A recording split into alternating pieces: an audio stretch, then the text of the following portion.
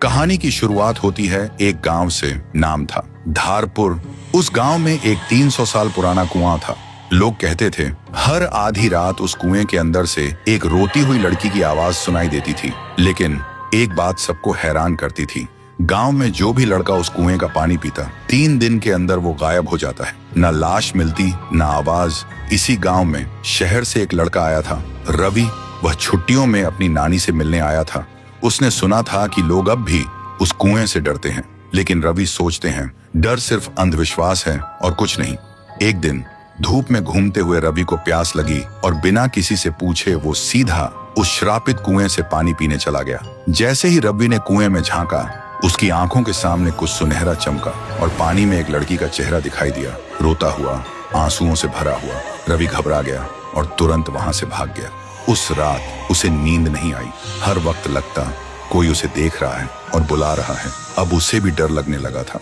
फिर सुबह रवि ने एक बुजुर्ग से पूछा, दादा, ये गांव का कुआं इतना डरावना क्यों है? बुजुर्ग हाँफते हुए बोलते हैं, बेटा, ये कुआं इतना भयानक क्यों है और उस कुएं में ऐसा क्या है जो सिर्फ लड़कों को ही अपना शिकार बनाता है? आज तक इसका राज कोई समझ नहीं पाया। रवि बोलता है, तो क्यों ना हम एक तांत्रिक को बुला लें जो इस राज का पता लगा सके।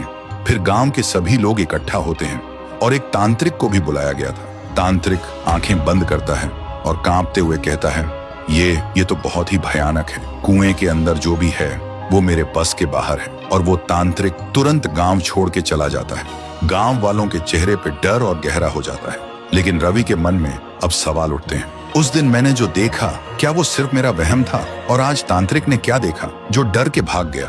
उसी दिन अमावस्या की रात थी। रवि कुएं के पास एक पेड़ के पीछे छुप जाता है। ठीक आधी रात को कुएं के अंदर से एक अजीब सी आवाज आती है और तभी कुएं के अंदर से एक लड़की बाहर निकलती है। वो डरावनी थी, लेकिन उसकी आंखों में सिर्फ दर्द था। थोड़ी देर बाद एक लड़का बाइक लेकर गांव से गुजरता है। वो लड़की अचानक उसके सामने आ जाती है। लड़का तुरंत ब्रेक लगाता है, लेकिन कुछ ही पल में वो उसे गायब कर देती है। रवि ये सब देखकर हैरान रह जाता है। उसके दिमाग में एक ही सवाल घूमता है, ये कौन है और सिर्फ लड़कों को ही क्यों अपना शिकार बना रही है, लड़कियों को क्यों नहीं? तो दोस्तों, अगर आपको पता करना है कि कुएं में वो लड़की कौन है और वो सिर्फ लड़कों को ही क्यों अपना शिकार बनाती है, तो कमेंट करो, पार्ट 2 चाहिए।